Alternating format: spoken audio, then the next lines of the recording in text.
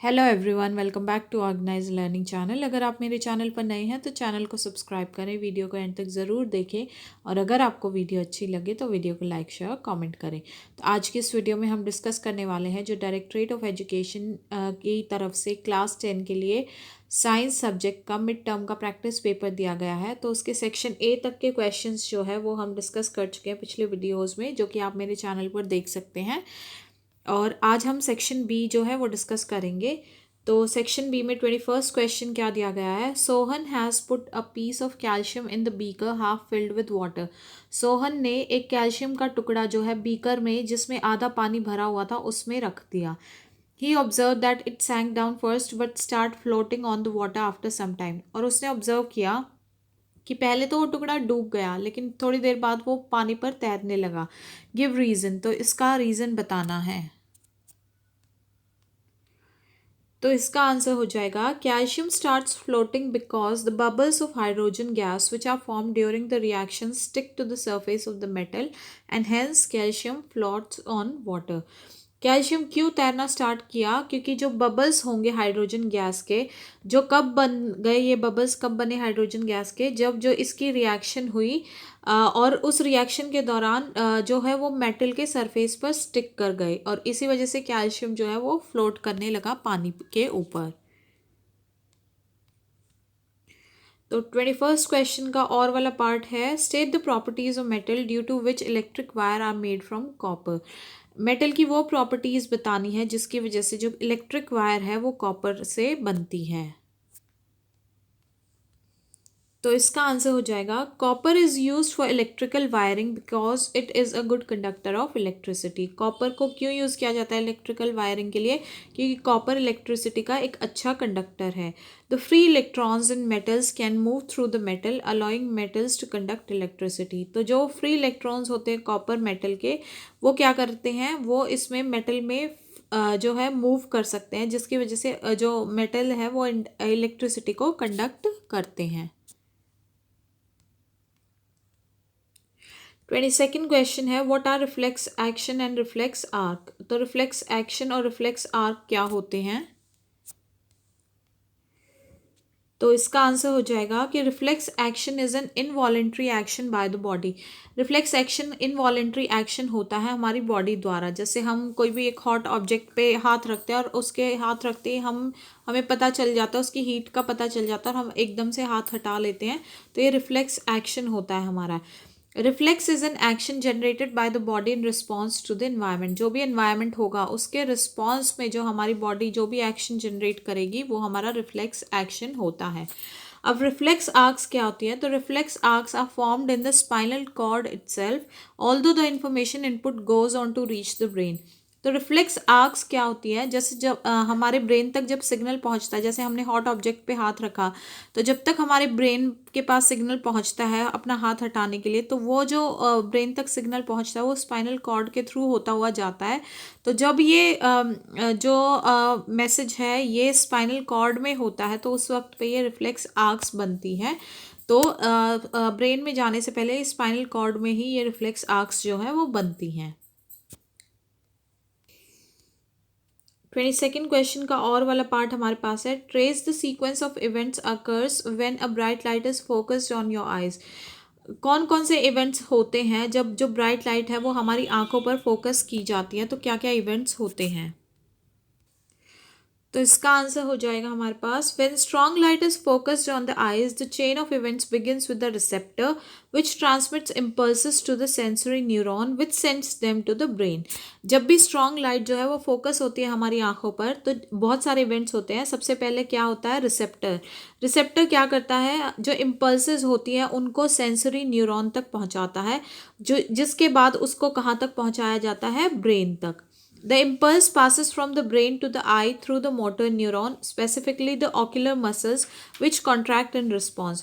और जो ये impulse होती है ये हमारे ब्रेन से आई तक जो है पास करती है मोटर न्यूरॉन से होती हुई, और स्पेशली जो ये ऑक्यूलर मसल्स होती है यहाँ से ये पास करती है, जो कि रिस्पॉन्स में भी जैसे ही मतलब ब्राइट लाइट हमारी आंखों पर पड़ती है, हमारी आंखें कॉन्ट्रैक्ट करती है ना एकदम से, तो वो रिस्पॉन्स ये ऑक्यूलर मसल्स का होता है। जब ये इम्पल्स जो है उस ब्रेन से उस आंख तक पहुंचती है तो वो ऑक्यूलर मसल्स जो है वो कॉन्ट्रैक्ट करती है रिस्पॉन्स में।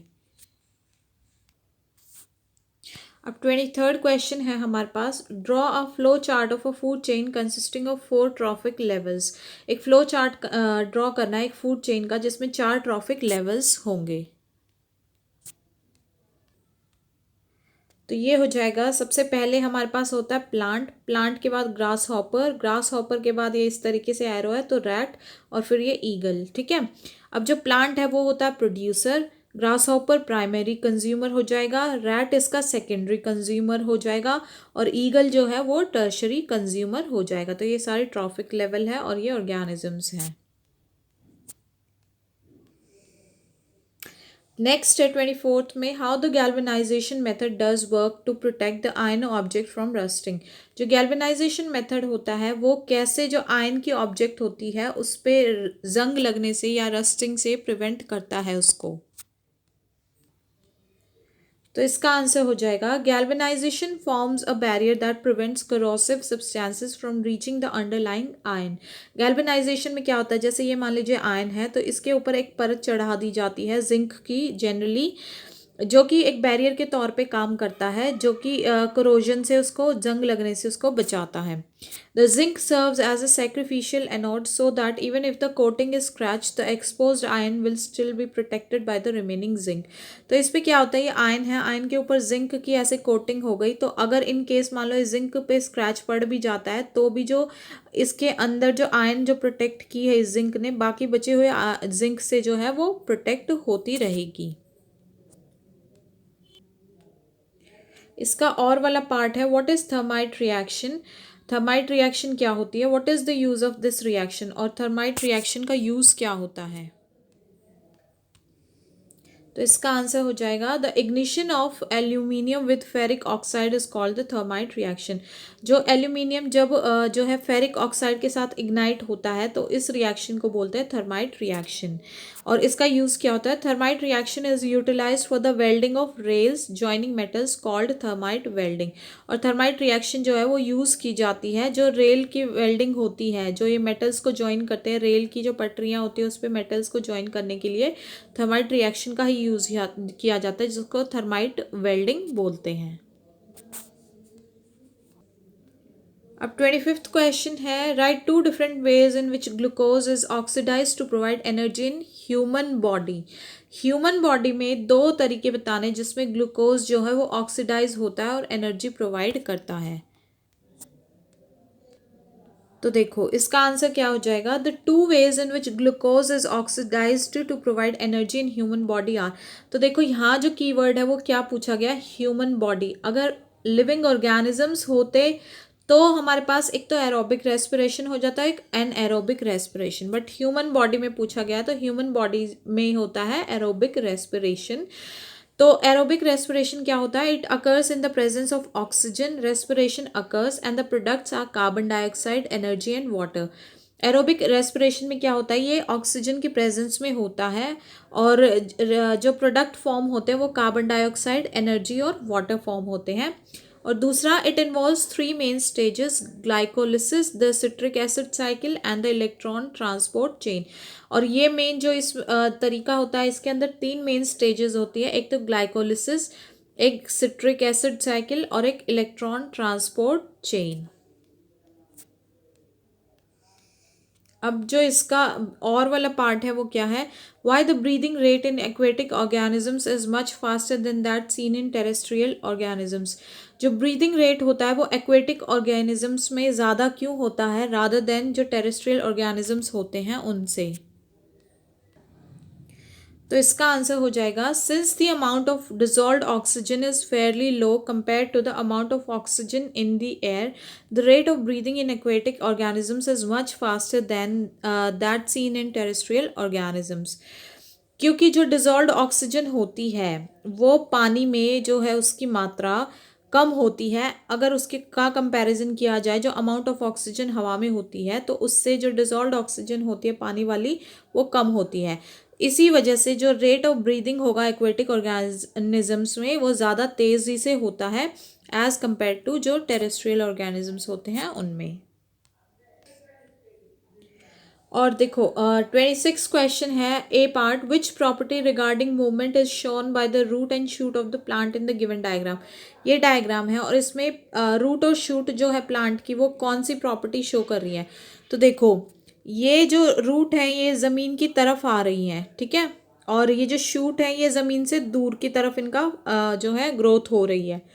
तो इस वजह से इनमें जियोट्रॉपिज्म होगा, बट इसमें क्योंकि ये ज़मीन की तरफ जा रही है इसलिए पॉजिटिव जियोट्रॉपिज्म है, और ये ज़मीन से दूसरी तरफ इससे दूर ग्रो कर रही है इसलिए नेगेटिव जियोट्रॉपिज्म हो जाएगा इसमें। तो इसका आंसर देखते हैं।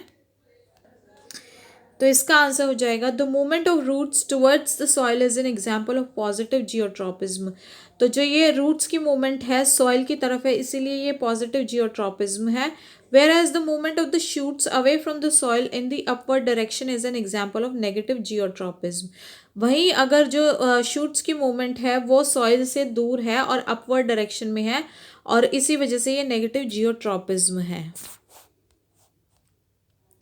बी पार्ट है इसका, during an experiment a scientist administers gibberellin in a plant. एक एक्सपेरिमेंट के दौरान साइंटिस्ट ने जिब्रेलिन जो है एक प्लांट में वो एडमिनिस्टर किया। व्हाट एक्सपेक्टेड चेंज में अकर इन दैट प्लांट। तो उस प्लांट में क्या चेंज हो जाएगा जिब्रेलिन की वजह से। तो इसका आंसर हो जाएगा gibberellins have different effects on plant growth and the stem elongation is the most dramatic amongst all. Gibberellin के वैसे तो बहुत सारे इफेक्ट होते हैं लेकिन जो सबसे कॉमन होता है वो होता है स्टेम इलोंगेशन की, जो स्टेम की ग्रोथ है वो बढ़ती चली जाती है। तो जिब्रेलिन की वजह से जो है स्टेम की ग्रोथ बढ़ जाती है। तो इसी के साथ हमारा सेक्शन बी जो है कंप्लीट हो चुका है। तो आशा है कि आपको ये क्वेश्चंस, इनके सॉल्यूशंस और ये वीडियो समझ में आई होगी।